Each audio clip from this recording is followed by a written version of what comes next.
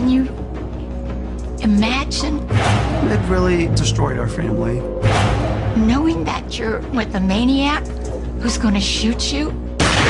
It was very hard to see what this person had done to her and strangling her and then cutting her throat. How long were they tortured?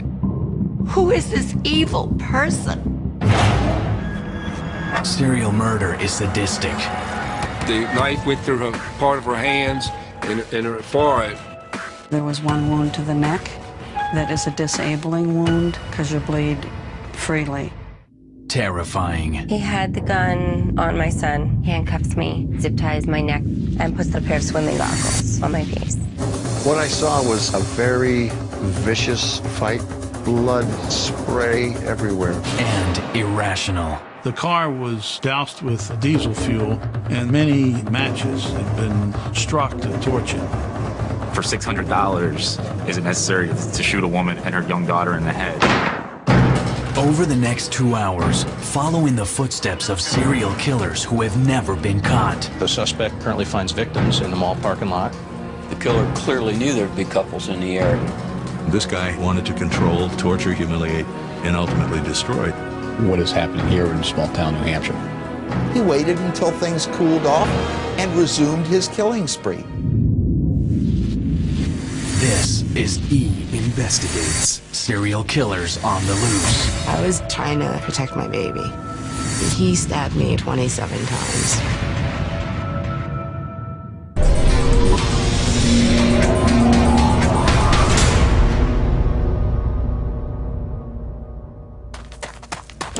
A serial killer is somebody that murders more than one person with a cooling off period in between. Typically, you're going to see at least 3 or more murders. Until about 1970, we weren't talking about serial killers. But after 1970, the number of serial killers in America seems to have soared. Charles Manson. Jeffrey Dahmer. BTK. Before they were caught, homicidal maniacs like these spawned a culture of serial murder. In the United States, there are about 20 serial killers a year, responsible for about 200 victims. We started talking about your typical serial killer being a white male, above average intelligence, manipulative, and he's going to have a very active fantasy life.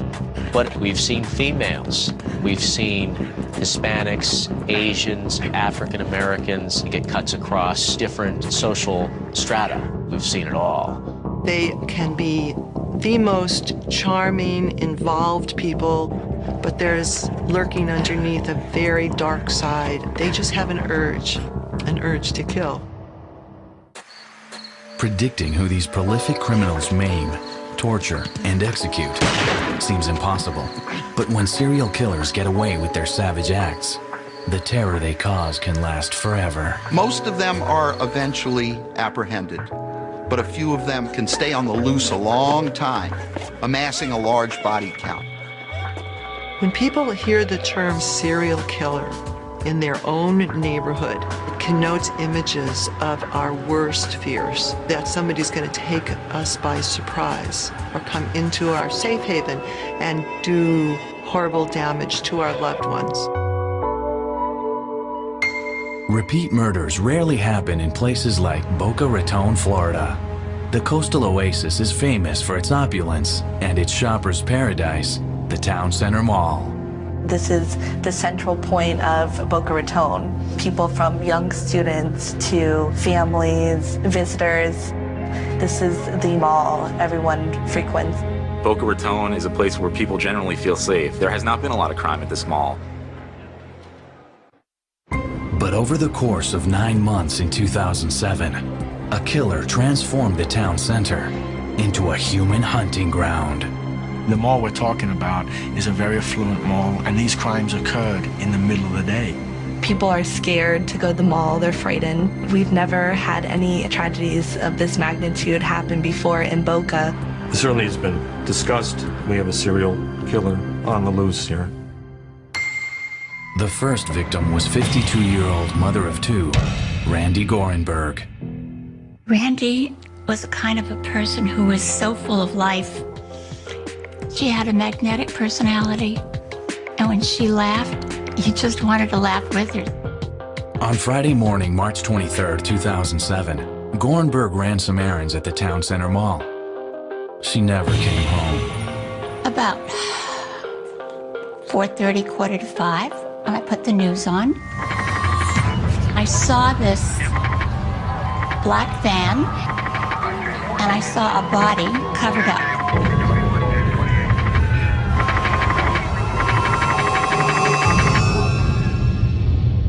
About maybe a half hour later, I got a phone call from my son-in-law. He was quite hysterical on the phone, and he said, "Heidi, you have to come here immediately." We pull up to the house, and then I saw my grandson sitting on the ground, leaning against a pillar. He jumped up, came running over to me and hugged me, and he says, "Mommy's gone. Mommy's gone." And I said, "What are you talking about?" He says, Mom is dead." And that woman that I saw on the news, that was Randy's body that I was looking at.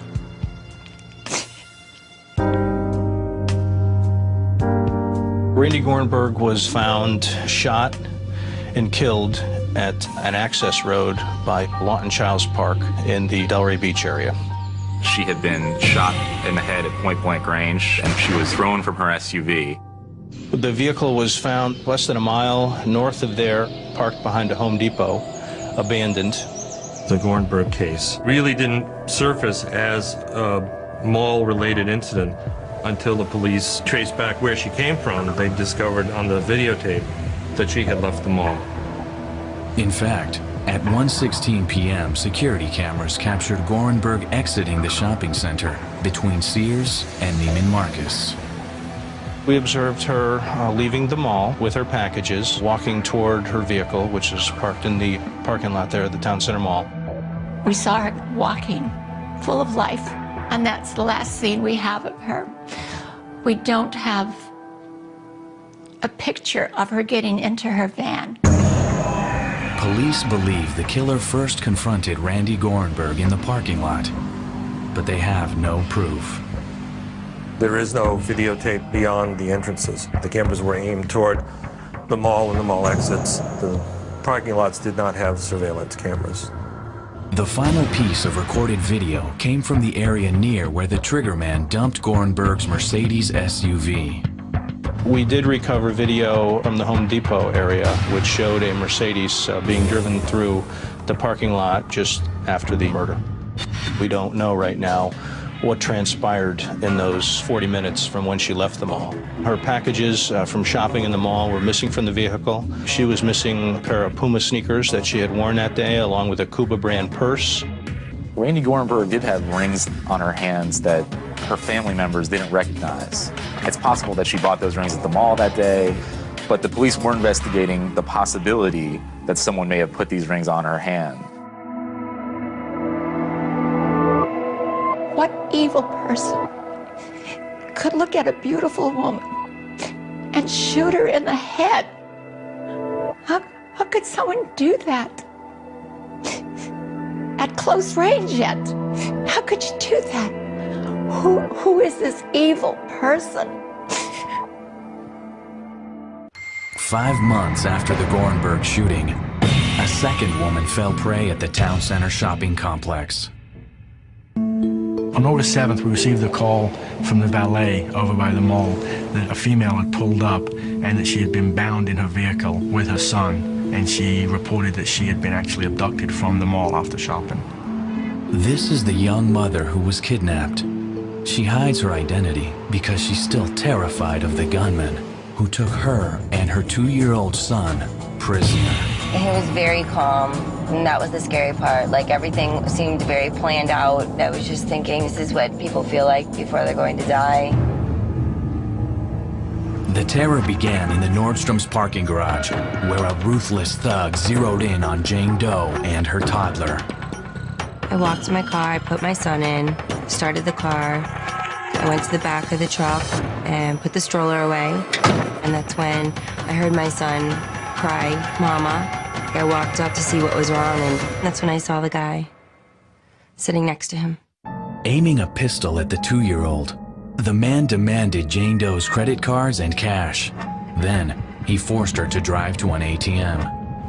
He told me to take out $200. So I took out $200. He told me to take out another $200. And I did. And then he told me to take out another $200. And I did. And I kept handing it to him.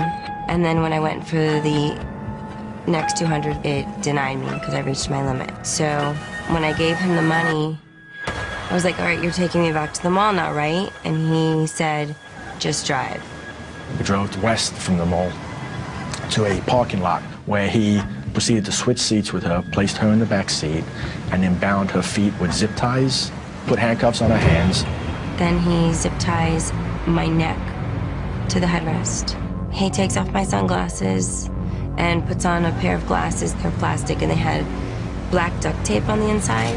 And at this point, I don't know what to think. I know that I'm tied up and I can't see, and my son's next to me, and I just start crying and begging him, please don't hurt us, please don't kill us.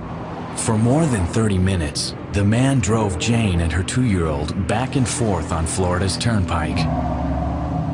He turned onto the turnpike on accident, and he was aggravated, you could tell.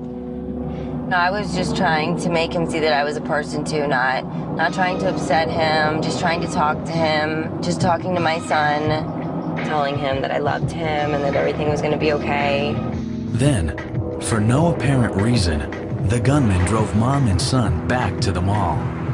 He then reaches in the back and takes off the sunglasses and pulls out a pair of swimming goggles and puts them on my face. Prior to leaving her, he took some of her identification and then just left the area. She was able to free herself and drove to the valet stand where they called for the police. The police that first got there on the scene told my son's father that a woman had been abducted from there and murdered months before. I didn't even know about the woman before me. I had no clue at all. Coming up, we received a call shortly before midnight that 2 bodies had been found in a black SUV at the mall.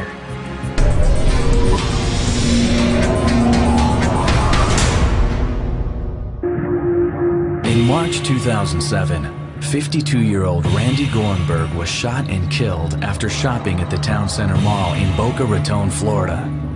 In August, at the same mall, a disguised gunman kidnapped and terrorized Jane Doe and her 2-year-old son. They survived.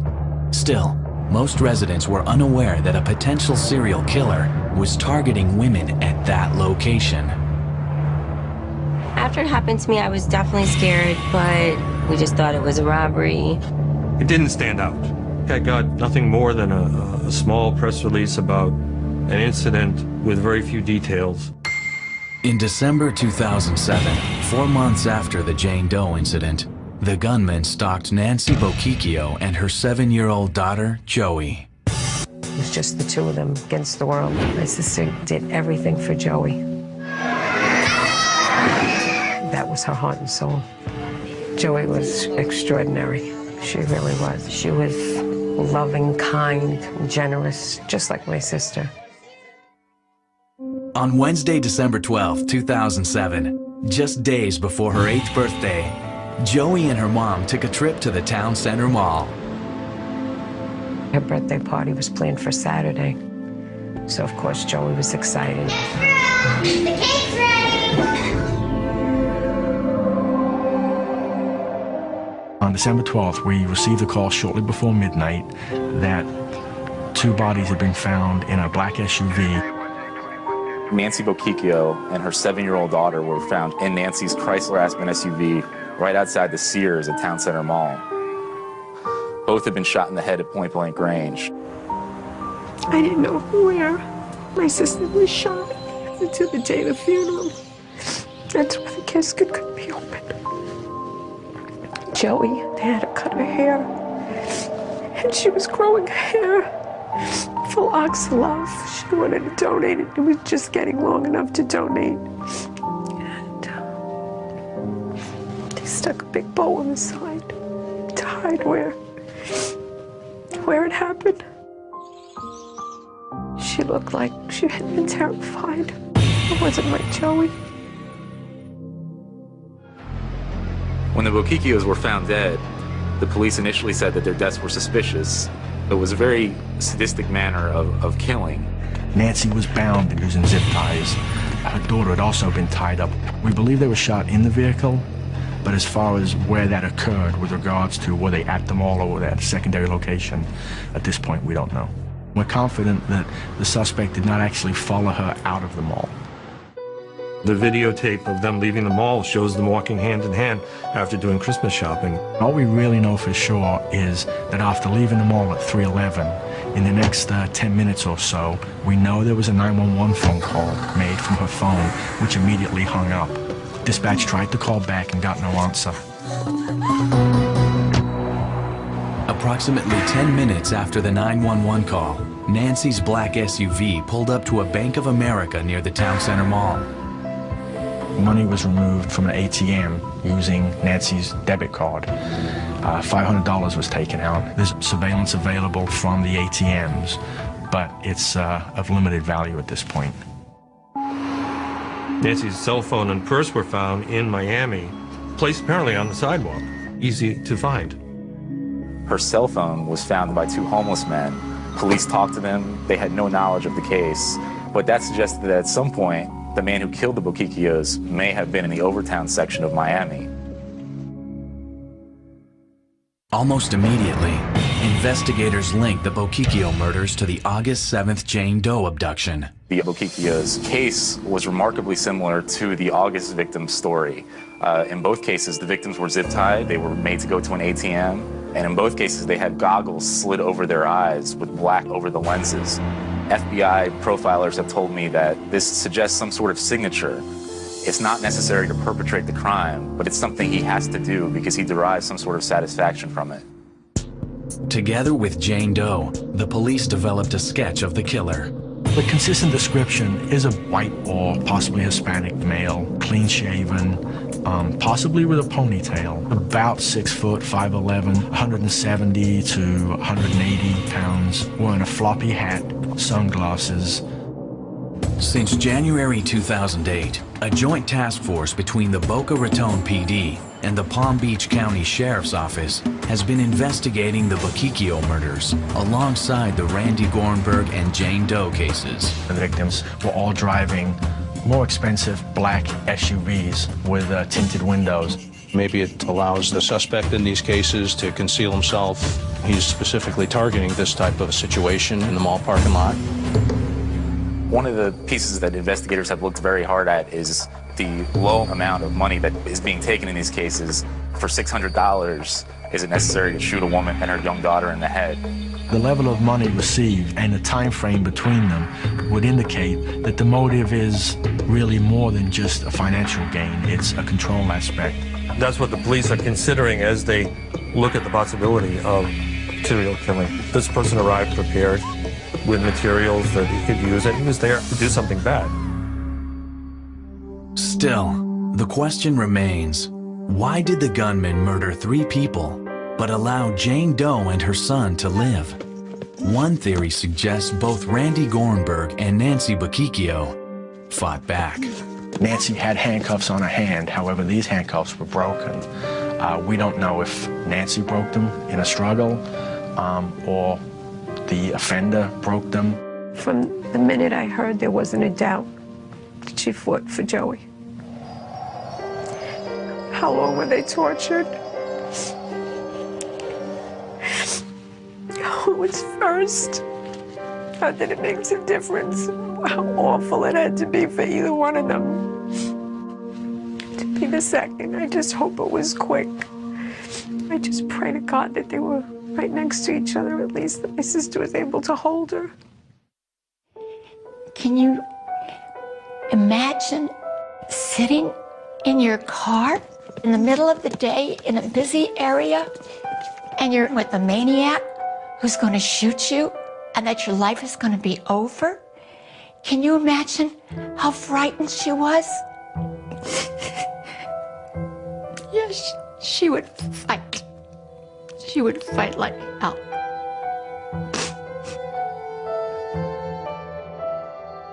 I don't know why I'm still here and they're not. I go through the scenario over and over again, and I go through knowing what they went through and what they felt before they were murdered. And it's difficult to deal with that. Since the murders, the Town Center Mall installed cameras in the parking lot areas and beefed up security patrols. But that's little comfort for the families who've suffered at the hands of a heartless killer. I always want to know why. Why was she targeted? For what reason? What did they gain out of it? What did they gain? Does he think about them? Is he able to sleep? Because I know we're not. We have no rest and no peace. Whoever did this, I want to know why. Why you did it. I want to see him go to jail and pay for what he did. And I pray that it doesn't happen to anyone else. In southeastern Virginia, there is a strip of land nestled between the York and James rivers known as the Peninsula. The area is rich with history from colonial times.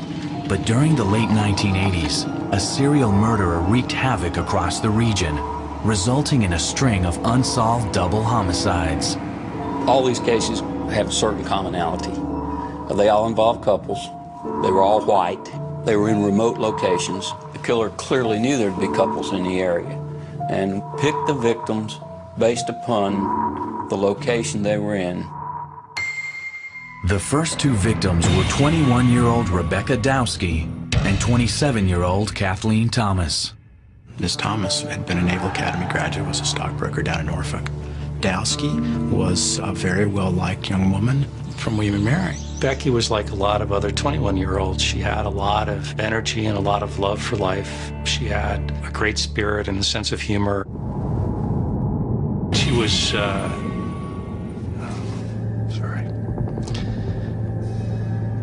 you know, I think she was trying to find herself in terms of exploring what she wanted to do in life. The idea that a college student would be killed along with a Naval Academy graduate was pretty shocking to people. Dowski and Thomas were last seen alive on Thursday night, October 9th, 1986. We know that Becky was at a computer center on campus. They really weren't able to place where exactly her friend was. That Thursday night, they were seen at a restaurant near Yorktown. There was a gap of 4 to 6 hours of time where it's difficult to track where they were. But during that time is when they were killed. I think it was entirely possible that they left the Yorktown pub, that they went somewhere else. They were accosted. On Friday morning, a jogger found Rebecca and Kathleen dead inside a car on a hillside next to the Colonial Parkway. There was no indication that robbery was a motive. There were purses were still there. There were credit cards and identification cards and money in the purses. Thomas was in the hatchback of her Honda, and Dowski had been stuffed in the back seat. They were suffocated. The medical examiner believed that they were strangled with something like a clothesline that had a noose in it.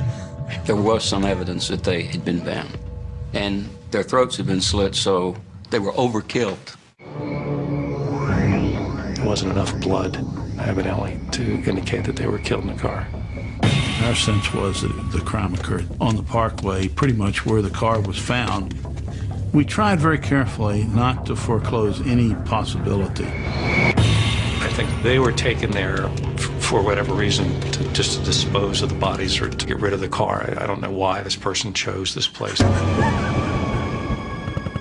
The car was doused with diesel fuel, and there were many matches that had been struck in an effort, apparently, to torch it. It didn't burn. Somebody tried to push a hatchback over a cliff. It got caught in the bushes and trees, and that's where they were left. murders just didn't happen on the 26-mile-long Colonial Parkway, a road that connects the historic cities of Yorktown, Williamsburg, and Jamestown. The parkway has parking places along the way, pull-offs, so to speak, and it's not unusual to see cars pulled over on the side day and night.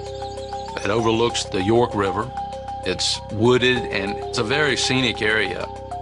The parkway has been known for years to be a place for lovers and sweethearts to go. There was a place on the parkway not far at all from where Dowski and Thomas were discovered that was well known in the gay community. There was speculation that Becky was involved somehow with this other woman. I don't know whether it's true or not true. I don't think that's really an issue. I think they were singled out because they were vulnerable to a person who was out looking for victims. This seemed to be a violent attack, not necessarily pre-planned. My opinion is the killer who came upon them and for whatever the reason was incensed, overkilled them and pushed them away. I think the most difficult thing was going to the morgue and having to identify the body, and it was very hard to see what this person had done to her in terms of strangling her and then cutting her throat, and to realize how difficult a death that was. I mean, that's not something that happens quickly. We did an extensive investigation, and we made a very significant commitment in manpower and effort to solve it. Police knew they had a lot of suspects, but at some point the leads and the prospects just dried up, and then these other killings started to happen. Coming up. I think David tried to make a run for it, or tried to fight it, because he got shot in the back. In southeastern Virginia, a vicious cutthroat murdered 2 young women in October 1986. The double homicide appeared to be an isolated act of violence at the time. My opinion is the Dowski-Thomas murders were committed by a disorganized killer. Disorganized killers usually have low IQs. Their attacks will be vicious and almost spontaneous. However, sometimes a killer can begin in a very disorganized style, and as they progress and become serial killers, they get better at their craft. 11 months passed before the emerging serial killer executed 14-year-old Robin Edwards and 20-year-old David Knobling. David was complicated. He could be a little monster at times, and then he was the sweetest person ever. He was very considerate. He was a gentleman. He had his own place, he had his own vehicle, he had a decent job making good money. He was just getting his act together. On Sunday night, September 20th, 1987, David met Robin Edwards for the first time. They weren't even supposed to meet. Me and my cousin Jason wanted to get together with Robin. David was just going to drive us to the arcade. We hung out there for at least an hour, hour and a half or so. When we left the arcade, we went and dropped Robin off. Then me, David, and Jason came back to our house. I guess about 11:30 or so, then David said he had to go somewhere. So he took off. That was the last time we saw him.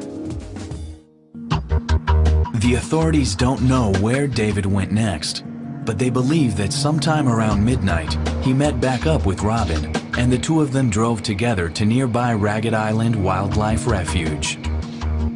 It's a quiet little spot where people just kind of hang out, right beside the James River Bridge. It's got paths to go through the woods, a long pier that goes out along the water. They apparently were parked in an area that was considered a lover's lane kind of place. It was raining. The truck was found by a sheriff's deputy late at night with the radio on and the windshield wipers going and a wallet out on the seat. The truck was just parked there, keys in it, window down in the rain. He'd never have left that truck like that. I mean, no way. He loved that truck. I went over there and we looked around, police looked around. They said, okay, well, there's no evidence of any foul play. And that's when I brought the truck back then. It was never processed to reveal any kind of forensic evidence. There wasn't until later that somebody realized these kids never showed up, and they started dredging and searching, and nothing happened. At low tide on September 23rd, a beach walker discovered Robin Edwards' body along the shoreline at Ragged Island. The police, all the different FBI and sheriff's departments and coroner, all of us went down there. I didn't even go over there where Robin's body was. And we walked about 50 yards further, and that's where David's body was. And I identified him right then, and it was David.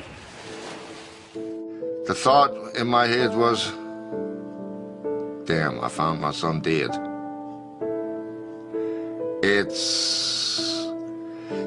You can't describe it.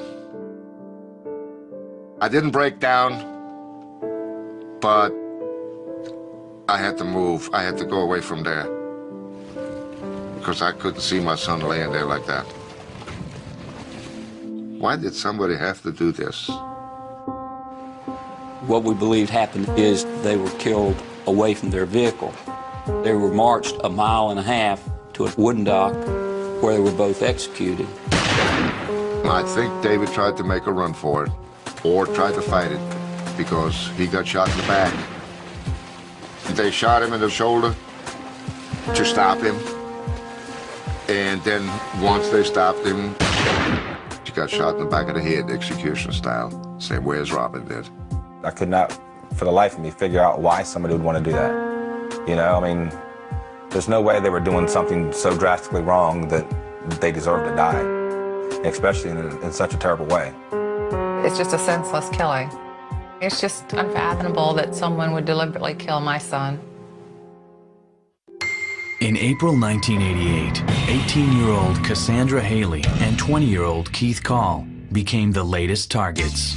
Keith was a good guy with a good heart. He loved his family. He was trying to do something with himself. He wanted to study something with computers at the time. He was doing quite well. His life was very full, very happy.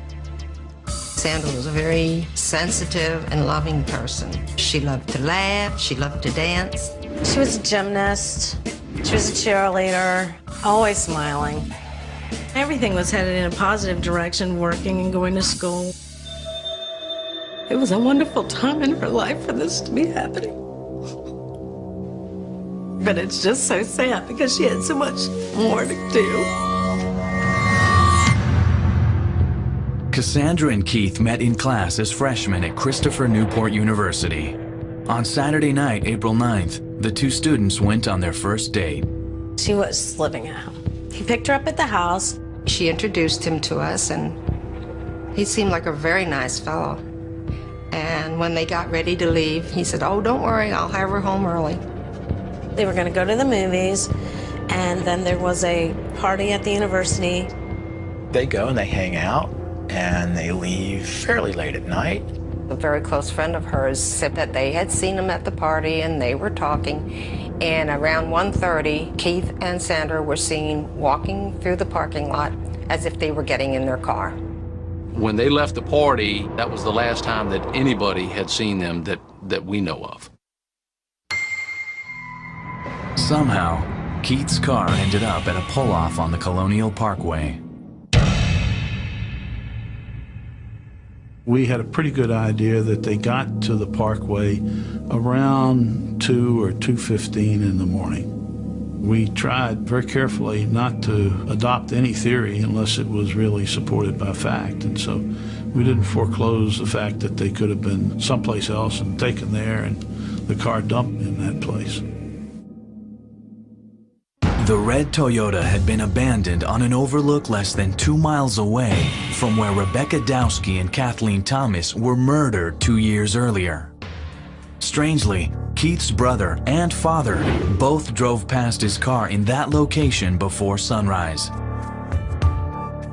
I was coming down the parkway about 3:30 in the morning, and maybe a half a mile before we get in the area where my brother's car was found, I noticed that there was a dark van that came out of a picnic area, which was very secluded, obviously.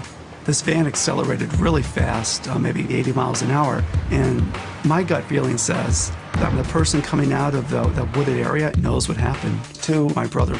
My dad had drove that parkway every day, He was going to work that morning, and he saw the car. The door was open a little bit.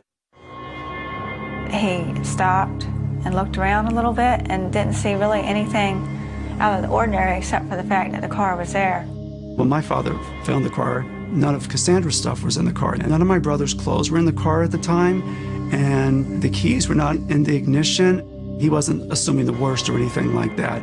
He assumed maybe they were at the beach. Mr. Call, the father, he shut the door and drove off to work. The car was different when the park rangers investigated about an hour later. When the rangers searched the car around 7:30 a.m., it appeared someone altered the crime scene. Something just wasn't right. There wasn't any blood or anything like that that we could see, but one of the doors was partially left open. The keys were in the ignition. His billfold was on the console. His watch was off and in the car too. Her purse was still there and her wallet and her checkbook. Somebody had come back and put clothes in the car and left the door wide open. They found Keith's shoes and pants and shirt and everything. They found her bra, one of her boots. The park ranger thought, oh, you know, I got a couple of these crazy teenage kids skinny dipping again. And for several days, the official version of this was they did go swimming, but maybe they got dragged in and drowned. That was kind of a far-fetched theory, simply because of where the car was parked, the embankment that they would have had to go down. It's just not conducive for someone to walk down and go to the river. At this time of year, water temperatures are pretty cool. And again, not really conducive to taking a midnight swim. We searched extensively around the area where the car was found. We did an intensive investigation of the parkway. We could show that a number of people were there that evening, but there was nothing to connect them to the actual disappearance of Keith Call and Cassandra Haley. Investigators theorize that Keith and Cassandra were murdered by the same person who already committed 4 other homicides in the region. Behavioral science of the FBI and profilers of the Virginia State Police determine you've got a serial killer on your hands, and there's enough commonality to believe that he committed these crimes. And the commonality was they were all found in remote locations. They were at night. There was an effort to dispose of the bodies. You could speculate that the killer became better in that he made an effort to hide the bodies. He apparently was totally successful in the Call Haley case because we don't have any bodies recovered. We don't even have a place to go and put flowers on a grave. That's pretty bad. No place to go. I mean, he's in our hearts, of course. And we have pictures and everything, but I mean, he deserves so much better. It really destroyed our family. Both of my parents died young. I guarantee you that having your son disappear off the face of the earth really shortened their life. Every loving mother wants their child to never be forgotten. And she was a good child. She was a sweet child. Not knowing, not having her.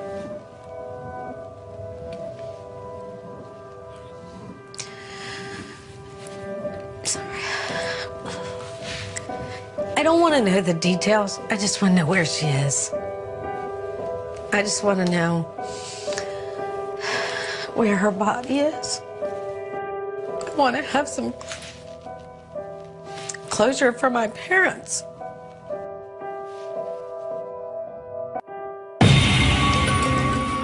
Coming up, there was a possibility that the perpetrator had taken control by appearing to be a police officer.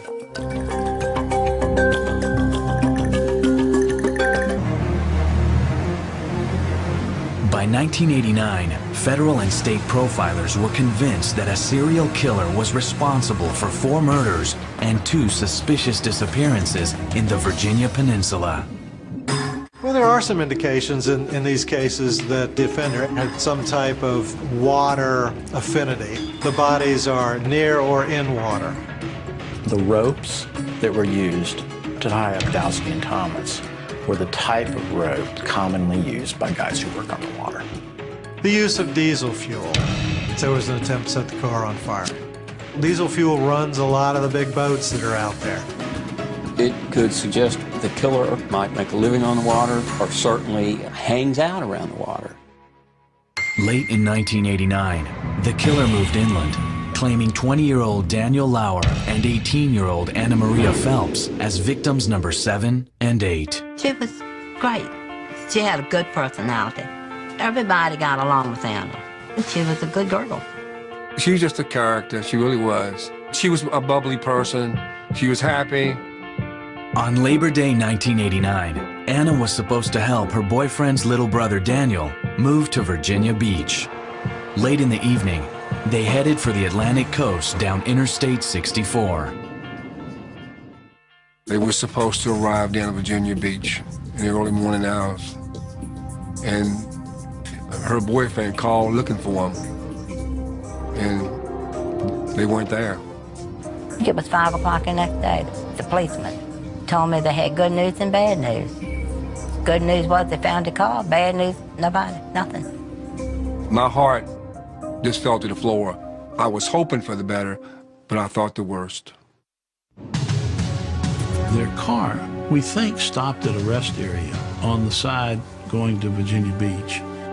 Phelps and Lauer were headed in an eastward direction, but their car was then found at the New Kent rest area on the other side of the interstate, pointing in a direction away from their expected direction of travel.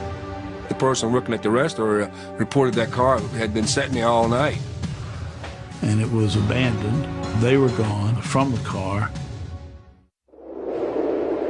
Lauer's deserted Chevy Nova bore the signature of the suspected serial killer from the 3 earlier cases. Inside, cops found the keys in the ignition, Daniel's wallet and some of his clothes, as well as Anna's purse. A blanket was missing from the back seat. And none of it makes sense. They wouldn't have left the car. And much less her purse and none of that stuff. You do not separate a young fella from his car. He's not going to leave the car down there at the rest area. Something bad happened to separate him, very bad. And the police realized we have at least a missing persons, if not a double homicide going on here. It was terrible. Something's missing and you're hurt like hell and you want it back. Me and everybody else in the family that went out all in that area looking, but we didn't go in that far enough back in that logging road. On October 19th, after 6 weeks of searching, woodsmen found Daniel and Anna's remains on a logging road 2 miles from the rest stop. These bow hunters are back out in the woods and they stumble on these bones with a blanket over them. And it's the blanket from the car. And the bodies are badly decomposed. Lauer had suffered knife wounds, but the autopsy couldn't classify his death other than homicide. Anna Marie Phelps had been stabbed and was probably the cause of death. Kill my daughter like that, stabbing her right there, and the knife went through part of her hands and her forehead. You got to be mentally arranged to do something like that. They were probably abducted from the eastbound rest area. They were taken into the woods. They were possibly killed there. Their bodies were disposed of there. Then the car was brought back to the rest area on the westbound side. When you start moving bodies and cars around, it shows a comfort level that's pretty scary.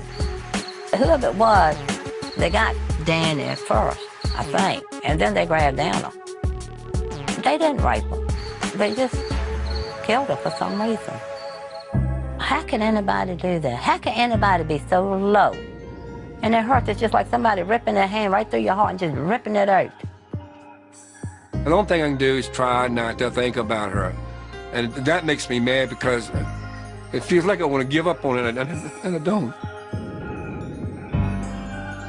I miss her. In 1990, authorities went public with details about the 4 double homicides they linked to a serial killer in the Virginia Peninsula. Somewhere out there, there's a predator. We have the same geographical area, that's involved. And probably what alarms us more than anything else is it appears that early on the victims were placed under some control. In all these cases, we have an immediate overcoming of any resistance. And that's part of the profile. How did the offender gain such rapid control? We certainly considered that there was a possibility that the perpetrator had taken control by appearing to be a police officer, and then it was too late for them to struggle. An organized killer, if they became an authority figure using a uniform, that would have to be planned. They would have to have a weapon to take control. That would have to be planned. There was no sign of struggle in any of the vehicles. So that would indicate maybe in some way, shape, or form the beginnings of these encounters were police stops. Arguably, the drivers of the vehicles took out their wallets, took out their driver's license to display to an authority figure. Otherwise, I can't imagine why they would be out. But if you look at how the victims in these cases were manipulated, it appears that there were actually two offenders. There's just too much activity with these victims, in my mind, to see only one offender out there maintaining control throughout the time frame of the event. Most serial killers do in fact act alone, but most serial killers kill one person. Every one of these victims were couples. Thus, the killer or killers had to be enough force to take control. So now we have an individual out there smart enough to bring somebody along, a helper that he can control, smart enough to kill 8 people many years ago and still be out there. The suspected homicidal duo has never been caught, and the families they victimized still have not found justice. She's gone and there ain't nothing we can do about it. If I could get my hands and kill the person that did it to him, what is that going to do? What's that going to accomplish? Because anger and that stuff is just going to tear me apart. It hurts. Keith was a good person. He didn't deserve to not exist anymore. If there's anybody out there that knows anything, it's been 20 years. We'd like to know what happened. My greatest wish is to find out why. I believe if David was still here, my life would be totally different. He didn't let me get in trouble, you know? Definitely miss having my older brother. I think about, she would have been 39. Sorry.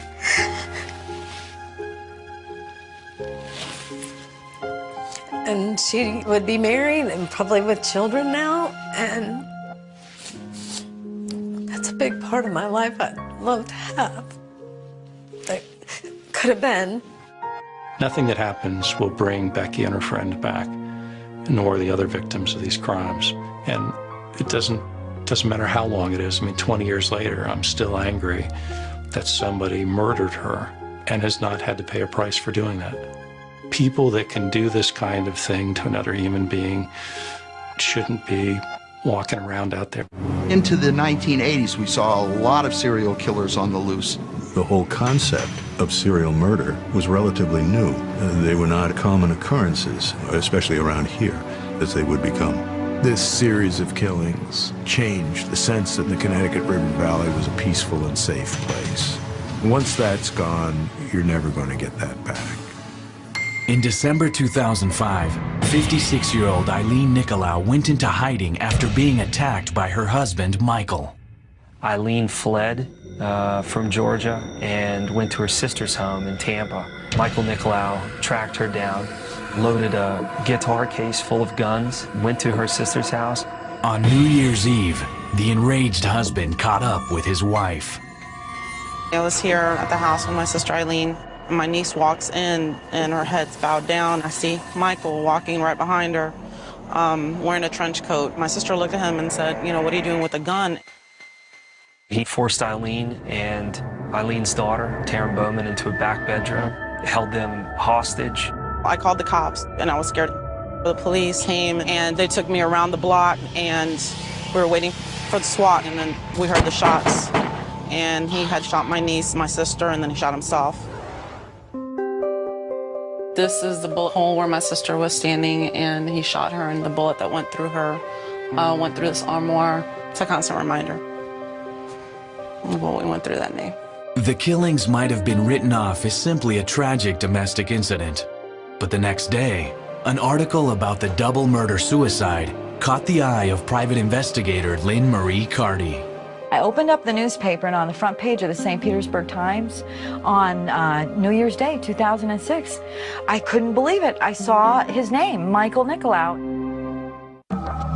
Nicolau was a Vietnam vet with a history of psychological problems and violence.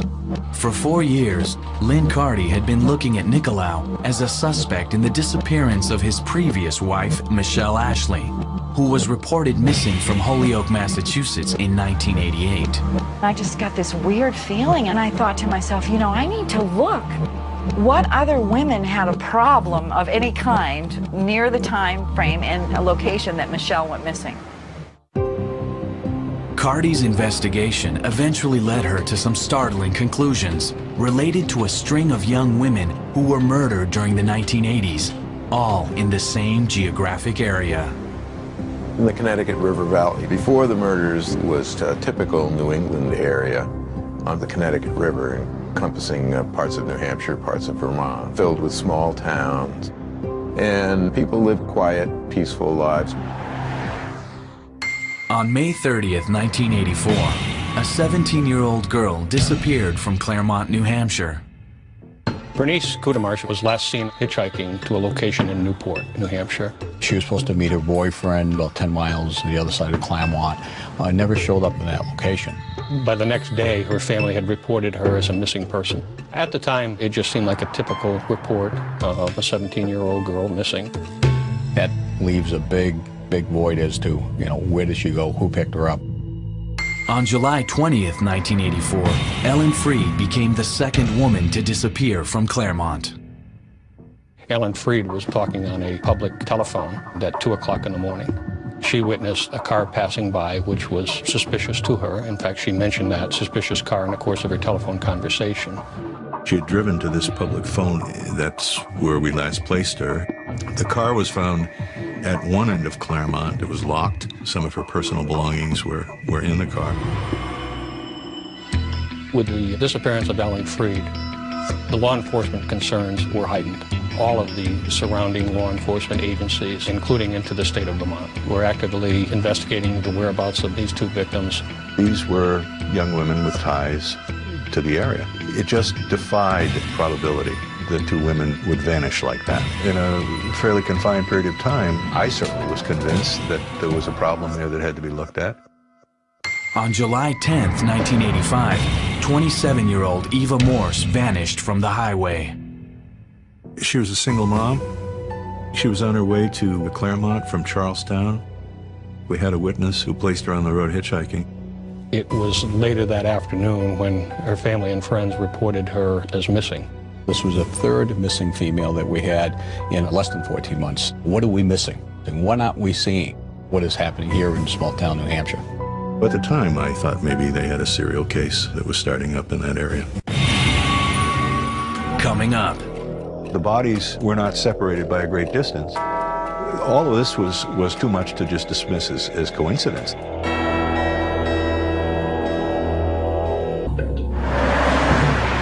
In the mid-1980s, three young women, Bernice Kudemarsh, Ellen Freed, and Eva Morse, disappeared from the Connecticut River Valley. Without a viable explanation for why the women went missing, a wave of panic swept through the community. All of a sudden, out of the blue, a number of young women go missing from this relatively small geographical area. Defies reason. What were the odds against this sort of thing happening in an area like this without there being some sort of outside force at work? Well, now it's a year and a half after the first disappearance. The initial fear, bordering on terror, has subsided a little bit. And then the bodies begin to turn up. On September 19th, 1985, a very significant event occurred.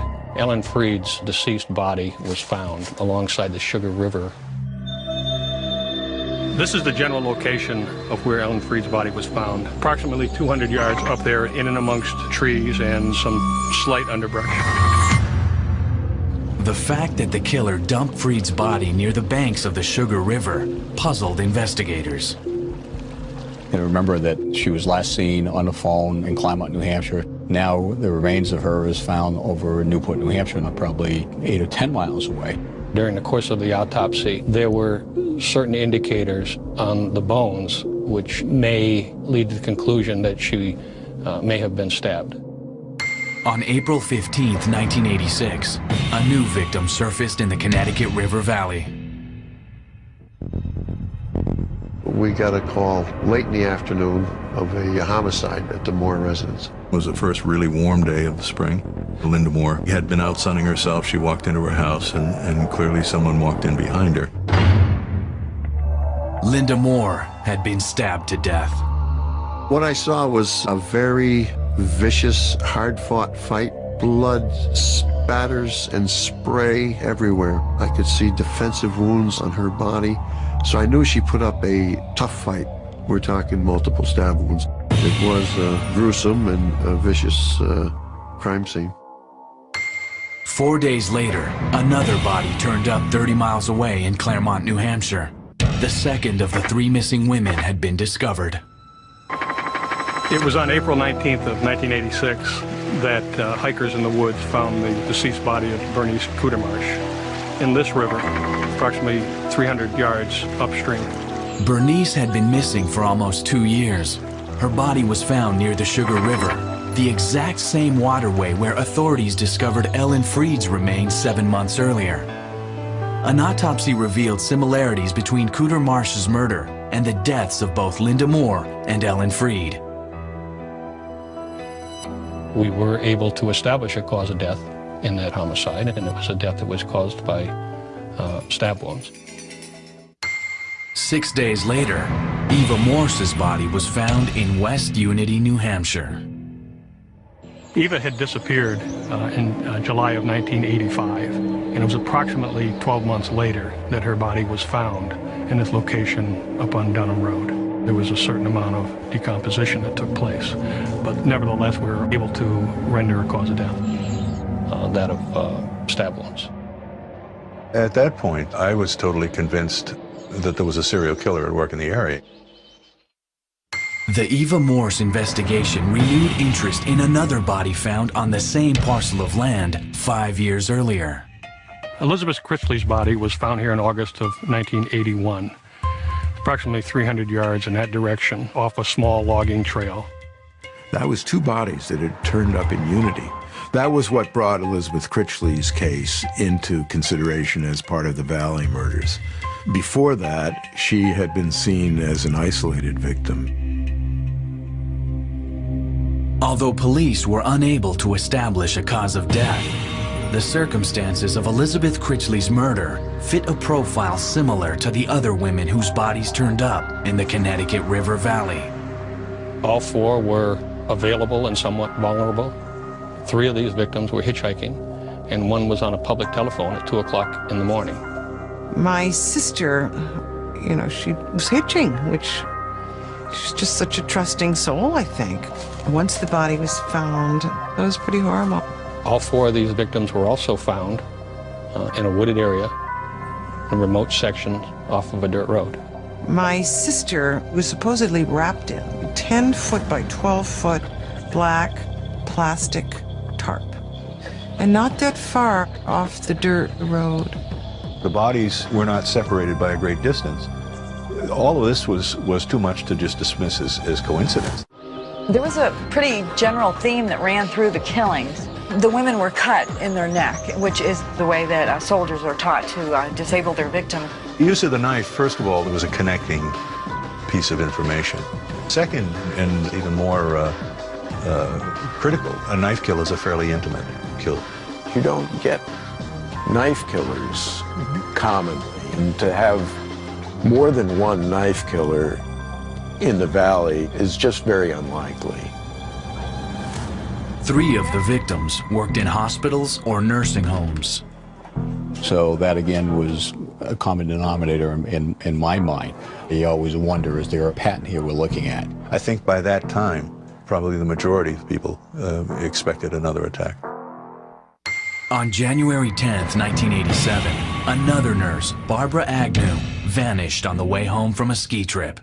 Barbara allegedly had left the mountain at 10 o'clock at night in order to arrive back home. It was a terrible snowstorm, fairly late at night, and she pulled into the rest area in White River on 91. By Sunday, she hadn't returned back, and the police were contacted. And she was classified as a missing person for some time after that.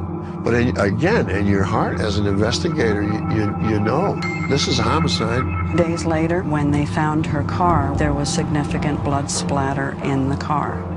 And that was the first clue that we were talking grave concerns. Nearly 3 months later, Barbara's corpse was discovered. There were signature wounds that were very distinctive. There was one wound to the neck that is a disabling wound because you bleed freely and you lose strength. And then multiple stab wounds, self-defense wounds, knife wounds. Barbara Agnew was almost a carbon copy of Linda Moore and was too much to just overlook at the time. From my point of view, there wasn't any question that he was going to strike again. The next victim, a young woman driving home late at night on New Hampshire's Old Homestead Highway. On August 6th of 1988, Jane Borowski had pulled into Garmello's Marketplace in the town of Swansea. She was coming back from a fair at about 12:30 in the morning. She was 7 months pregnant at the time. It was just real muggy and hot. They had a couple of vending machines, so I got a soda and I got in my car, and that's when I noticed a vehicle had pulled up beside me. And it was a Jeep Wagoneer. But I didn't think too much about it. The next thing I know, I saw him walking around the backside of my car. And I was scared. He opened the door of her car, tried to grab her by the wrist. She pushed and kicked at him. I started screaming. And matter of fact, I screamed so loud that I broke the blood vessels in my eyes. Next thing I knew, he took a knife out and he put the knife up against my neck. Eventually, he overcame her. He dragged her out in the parking lot and he started stabbing her. He had cut my neck and I ran. He had tackled me down like a football player, got me on the ground and just proceeded to stab me. And all I can remember is trying to protect my baby, trying to get him so the knife would not hit my belly. At that point in time, Jane basically plays dead. The suspect gets into his vehicle and he departs the area. He got up and walked away, so cool and calm and collected and just like he was going on with his business. And I had been on my back, so I had rolled over to my hands and knees. And as I was getting up on my hands and knees, I could see him drive by me.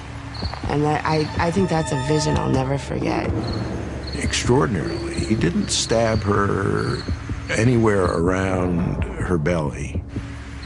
Jane was able to get herself up, get back into her car, and drive out looking for help. I can remember waking up in intensive care and they were describing all my injuries, which were cut my jugular vein, I had 2 collapsed lungs, he had a tendon in my knee, he had a tendon in my thumb, and they predicted between 23 and 27 stab wounds. She's extremely fortunate that nothing hit vital organs that would have caused her death. My baby. He ended up having problems. I ended up having her about 2 weeks early. She was born a blue baby with no blood pressure, so now she has mild cerebral palsy. For Borowski, the memories cut deeper than her wounds. I've been in the hospital twice for mental breakdowns. I've suffered depression. I've been suicidal. I have compulsive disorders. I have trust issues. I'm not the person I was before I was attacked. Jane will never understand why she was the one who survived, especially when her savage assault seemed eerily similar to the murders of the 6 other women who were methodically slain in the Connecticut River Valley. It started coming out in the paper that my attack may have been stemmed from a serial killer. So I was very scared because I'm thinking, he's killed before, he tried to kill me, is he gonna come back and kill me? This guy had places that he wanted to go by to see who was available, who was in his trap line. He was willing to stab immediately if he had to. He wanted to control, to transport, to torture, humiliate, and ultimately destroy. In December 1988, 22-year-old Michelle Ashley disappeared from Holyoke, Massachusetts. When the police arrived in her apartment, they found the Christmas presents were all wrapped and underneath the tree. Nothing was open. There was spoiled food in the refrigerator. Before she vanished, Michelle allegedly told her mother, "If I'm ever missing, he killed me," referring to her husband, Vietnam veteran Michael Nicolau. But for 13 years, the missing persons case stayed off the radar. When police finally interviewed Michael Nicolau about this, his first response was that he didn't know who they were talking about. And that was a red flag to me. Nicolau's spotty past also roused the interest of private investigator Lynn Marie Carty. In 2001, she was convinced the ex-soldier played a role in the disappearance. I called up Michael Nicolau and I said, I was asked by your wife's mother to find her daughter, Michelle, and the 2 grandkids, where are they? And he said, the grandkids are great. He said, but Michelle was a slut and she ran off with a drug dealer. And he said, how did you find me? In a twist that brings this story full circle, Nicolau was the same man who would later kill his next wife, his stepdaughter, and himself in 2005. The violent deaths confirmed Carty's research that the war hero was a dangerous man with a history of mental problems. His flying buddies in the war told us quite amazing stories about him being in love with his knife. That he would land his helicopter in enemy territory, take out his knife, leave them there in danger, and say, I'm going hunting for humans. Here was a guy who had the background that fit the combination of methodical mind and savage mind, in whose life there were enough question marks so that somebody had to take a good look at him. And that's when Lynn began to uncover a set of information about the murders in the Connecticut River Valley. Lynn Marie had contacted me the beginning of 2006 after Michael Nicolau had killed himself. And it was pretty overwhelming. Everything fit with him. I saw his picture and I was like, yeah, there's similarities. When I look at Nicolau, it's like I'm looking at that composite. I personally have no doubt in my mind that it was Nicolau that attacked me. With Borowski's positive ID, Carty went to the New Hampshire and Vermont State Police Departments. He became a person of interest to us. The private investigator has circumstantial evidence that may put him in the same location at certain times, maybe in possibly a specific vehicle at times. I'll do what I can to follow up on that information if there's any way I can link him to these cases. Michael Nicolau may have carried the secret of who committed these vicious attacks to his grave. But until police can solve the crimes, the families will continue to live without closure. You need to know more than you ever wanted to know. To not have a conclusion to it, it's like murder is free. I feel lucky that I survived, but I also feel guilt. I want answers just like their families want answers. I just always think about the families. A lot. I just wish that we could find out what happened to these people and find out why it happened. Who was responsible? And I'm not sure if that'll ever happen. Coming up. My best friend was murdered down there.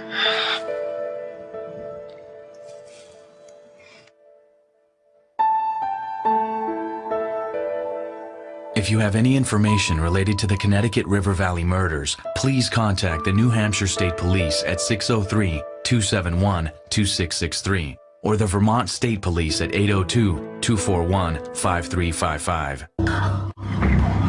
When a serial killer has an urge to kill, they look for opportunity. If the opportunity is on the street, they're going to go for somebody they find on the street. It's easier for the killer to get away with murder when he targets prostitutes. As we speak, there are now prostitute slayers in almost every major city. That includes Daytona Beach, Florida. The oceanfront vacation city is best known for Bike Week and spring break. But to locals, it's not all sun and sand. Just west of the coast, there's a seedy underbelly. There's a section of Daytona called Ridgewood Avenue where there's problems with crack cocaine. There's a lot of homeless people. That's usually where you find the ladies of the night walking down the street. A lot of them are at risk for violence in their life. They're out there 24 hours a day, 7 days a week, trying to make a living. In 2005, a serial killer began executing these high-risk women one by one. Nobody deserves what these women got. They were human beings, no matter what they did.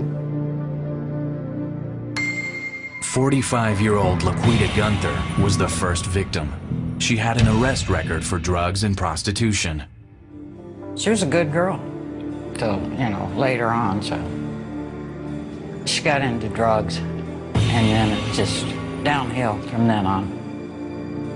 The lifestyle that she lived, it did put her at a high risk for something bad to happen to her. On December 24th, 2005, Laquita was supposed to go to her friend Stacy Dittmer's house for dinner. She never showed. I thought she blew me off. Then I got mad. And then I went looking for her. December the 26th, 2005, the body of Laquita Gunther was found between two buildings on Beach Street. She was fully clothed, and the only trauma to the body was a single gunshot wound. I never dreamed that would be her.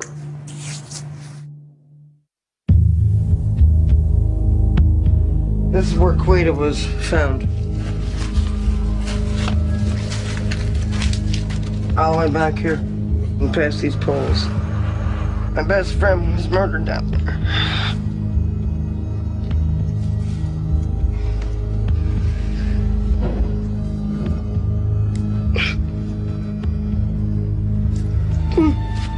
And some bitch killed my best friend. And went on Christmas Eve. I think she was trying to run away and run down that way. And she didn't make it.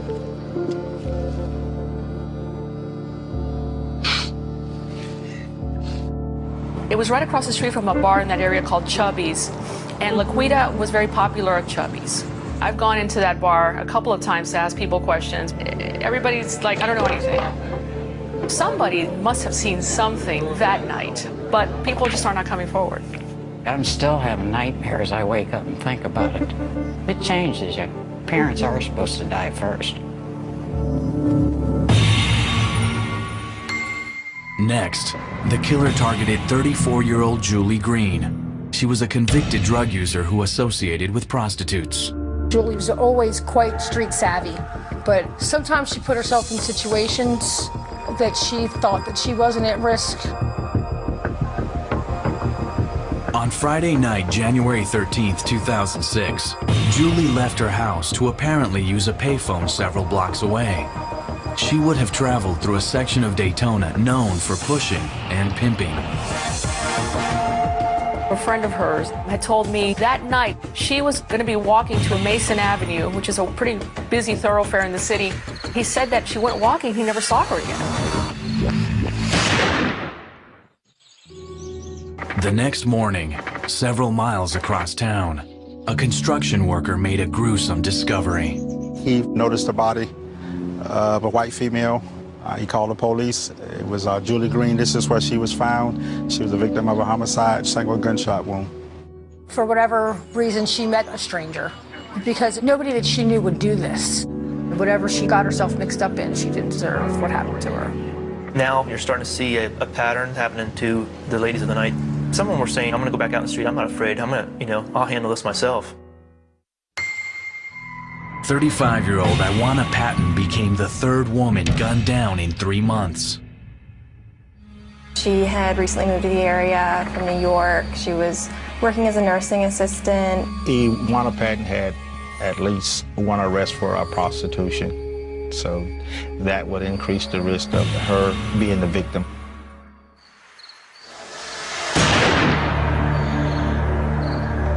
February 24th, 2006, about 1:30 in the afternoon, a passerby noticed the body, called the police department. We responded and found the body of a black female. She was the victim of a homicide, single gunshot wound. The position of the body indicated that there was some type of struggle just before she was shot. After Iwana was found, a profiler in the Florida Department of Law Enforcement said, we have a serial killer in the city. It's quite rare for a serial killer to use a firearm. Most of them stab or strangle or bludgeon to death. It's up close and personal. That's why they do it. They want to take the life from their dying victim with their own hands. Through DNA and ballistics, we're positive that the same person committed all three.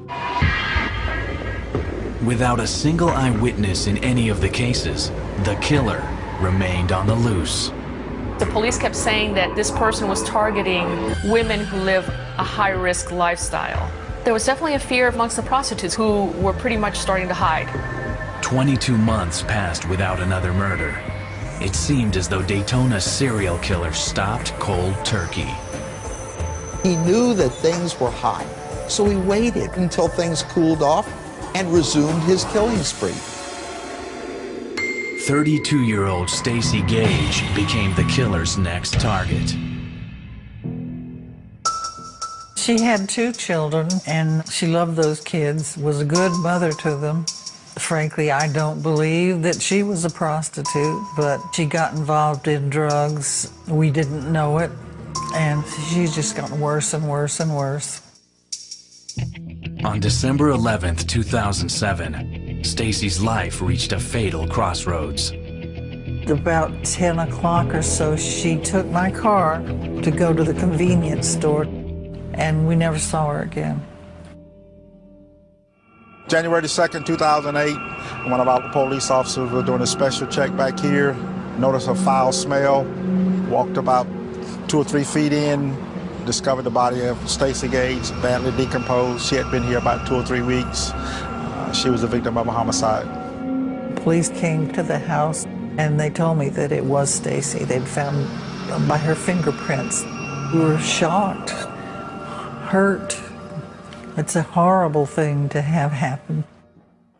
The police chief here has said that her murder was eerily similar to the other 3 women. When a prostitute slayer is on the loose, many middle-class women don't feel concerned. The problem is that serial killers can start with prostitutes and then graduate with more respectable victims and take greater risks as they go along. The investigation is hampered by a public perception that the victims are partly to blame for their deaths. I think that there's a feeling that, prostitutes are throwaway victims. Prostitution is the oldest profession in the world. And so if you continue to do that, then you put yourself at risk. But it doesn't give anybody right to kill anybody just because of their lifestyle. They are still human beings. Quita was the first one murdered by the so-called serial killer. I've got her ashes locked up in this box. When we catch him, I'm taking her with me, and I'm gonna put her right up there. And there you go. Look what you did to my best friend. You shot her in the head on Christmas Eve. On Christmas Eve. The man who killed Laquita, Julie, Iwana, and Stacy is on the loose. Investigators are still hoping for a break in these cases. There hasn't been a composite. Police have been swabbing the cheeks of people they arrest. They're trying to create a very large database of DNA to try to track down the killer. We have been getting a lot of leads. A task force was formed. We're just hoping that somebody sees something and somebody remembers something. They gotta find him, because he's gonna keep doing it. It's not gonna stop. It's too late for these victims, but for their families and for society at large, there is hope that these serial killers will be found and stopped before they can kill again. Science and technology has come a long way towards developing tools to catch them where they slip up. Forensic testing has advanced dramatically. We can now apply to samples such as blood stains from older cases where the DNA was too degraded. The future's an exciting one. I think we're going to continue to learn more about how their brains function, about the early precursors to this kinds of behavior that might enable us to develop treatments for a budding serial killer in adolescence or pre-adolescence. We certainly have much more sophisticated ways of catching serial killers. It would be more difficult for somebody to outsmart authorities today. Eventually they'll get caught for doing something and get tested, and then they're in the system. As soon as they make one misstep and they're tested, then they will be linked to all those cases where they left DNA.